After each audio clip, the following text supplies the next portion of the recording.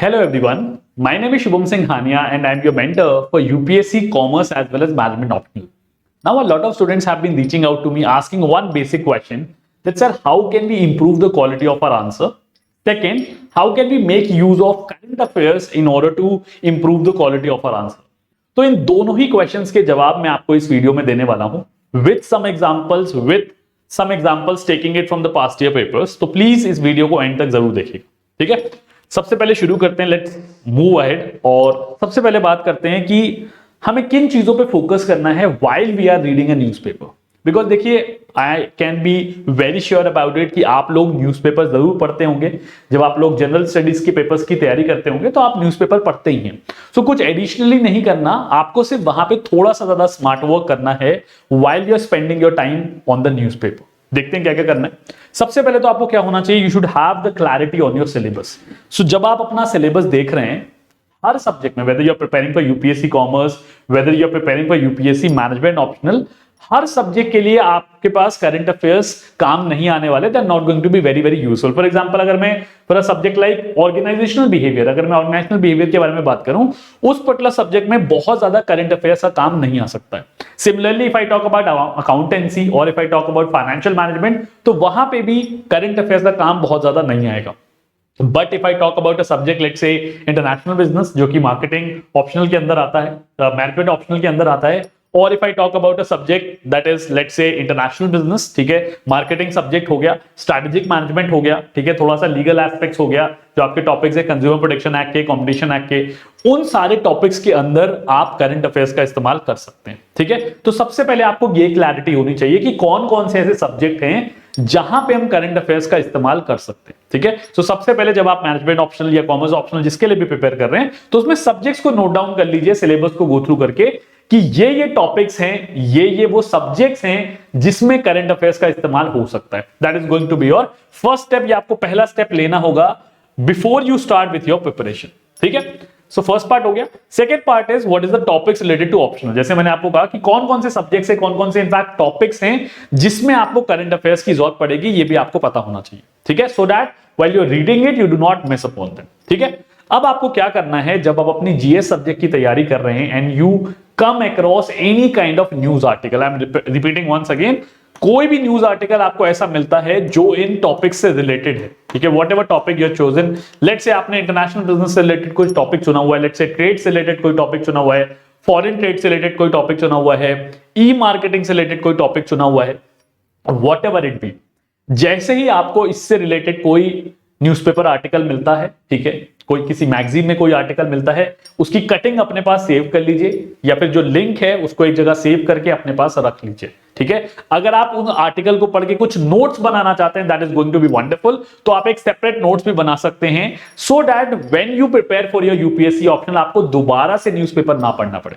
देखो, वो पॉसिबल नहीं होगा कि दोबारा से वो आप आर्टिकल खोजोगे, सर्च करोगे, it is going to be a colossal waste of time.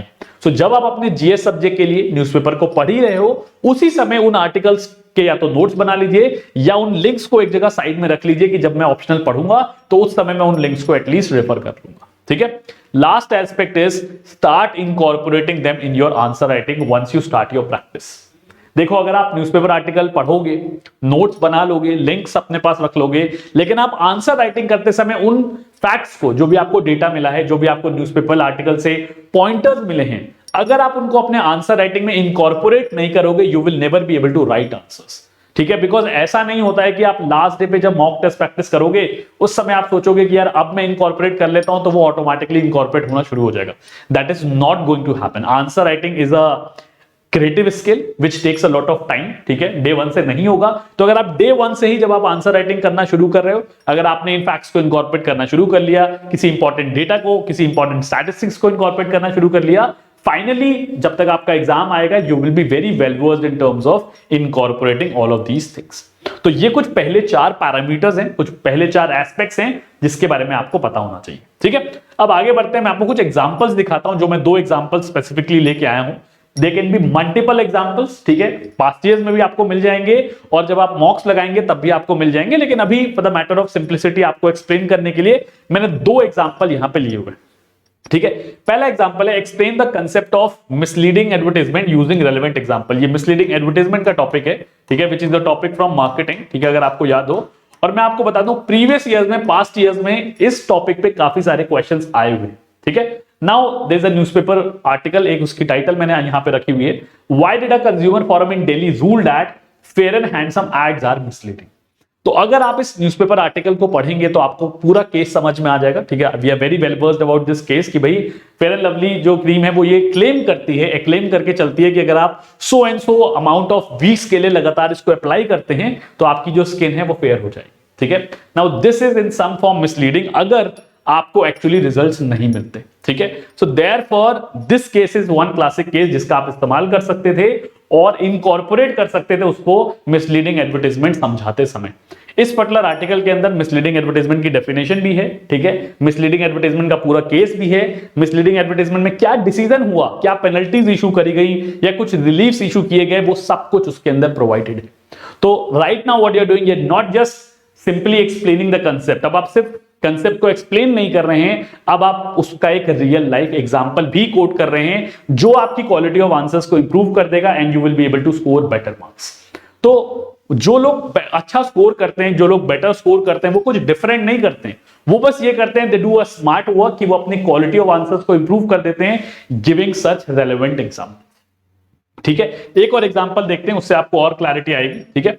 Now the second question is what are the logistic challenges for firms during COVID. बहुत ही बेसिक सा सवाल है और 2020 पास्ट ईयर पेपर के अंदर भी पूछा गया था कि भाई उस टाइम पे फर्म्स क्या क्या चैलेंजेस फेस कर रही थी, ठीक है। और प्रोबब्ली उसके अंदर एक और एडिशन किया जा सकता है that what were the measures that were actually taken by e commerce industry. तो ये क्वेश्चन आपको मिल जाएगा 2020 के मार्केटिंग सब्जेक्ट के अंदर, ठीक है। जस्ट टेकन 2 एग्जांपल्स, बहुत सारे एग्जांपल्स ऐसे हो सकते हैं, ठीक है।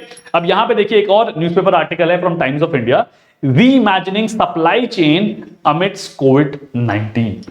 इस न्यूज़पेपर आर्टिकल के अंदर बहुत एक्सप्लिसिटली बताया गया था कि फ्लिपकार्ट, अमेजन और ऐसे बहुत सारे फर्म्स जो हैं जो ई कॉमर्स इंडस्ट्री में वर्क करते हैं, ये क्या स्टेप्स ले रहे थे, ठीक है, क्या मेजर्स ले रहे थे, क्या इनिशिएटिव ले रहे थे कोविड से टैकल करने के लिए ताकि इनका बिजनेस सफर ना करे। बहुत सारे बिजनेसेस सफर हुए, बहुत सारे बिजनेस को लॉस भी हुआ, ठीक है। बट अब आप अचानक से सोचेंगे कि आपको मेजर्स याद आ जाएं तो आपको वो बनाने पड़ेंगे।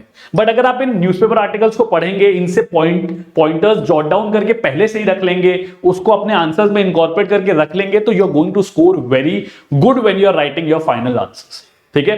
तो यही एक छोटा सा टास्क है जो आपको करना है, बट ध्यान रखिएगा सिर्फ पढ़ना इंपॉर्टेंट नहीं है, उसको अपनी आंसर राइटिंग के अंदर इनकॉर्पोरेट करना भी इक्वली इंपॉर्टेंट है and for that you are going to need a lot of practice.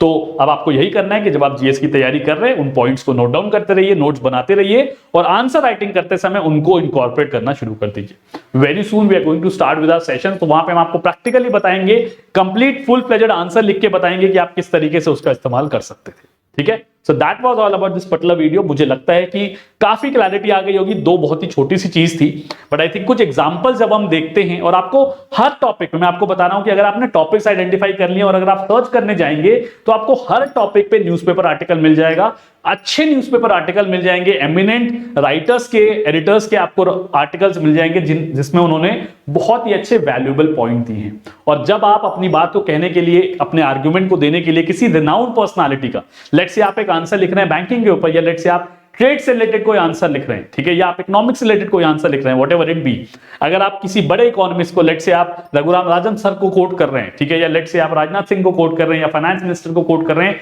It is going to give a lot of weightage to your arguments और उसके आपको अच्छे मार्क्स मिलते हैं, ठीक है। ये सोच के चलोगे कि यार प्लेन एंड सिंपल आंसर ही लिखना है, you will not be able to score above average. So that is the only smart work that you have to do, and this is how you can incorporate your current affairs awareness knowledge into your optional answer writing. So that was all about this particular video. अगर आपको लगता है आपने कुछ भी नया सीखा है तो प्लीज वीडियो को लाइक कर दीजिएगा और चैनल को सब्सक्राइब कर दीजिएगा। I would also like to inform you that we have a very specific dedicated channel that is UPSCpedia by Anuj Jindal, जहां पे कॉमर्स और मैनेजमेंट के कोर्सेज चल रहे हैं। If you want you can check out the courses. आप हमारी website पे भी जा सकते हैं anujjindal.in, और आप हमें कॉल भी कर सकते हैं ऑन द नंबर 9999466225 और आपको कोर्स के बारे में सारी जानकारी मिल जाएगी। अगर आपको लगता है कि थोड़ा सा भी इस वीडियो से कुछ कॉन्ट्रीब्यूशन हुआ है आपकी प्रिपरेशन में, do hit the like button, do subscribe to the channel. Thank you and keep preparing.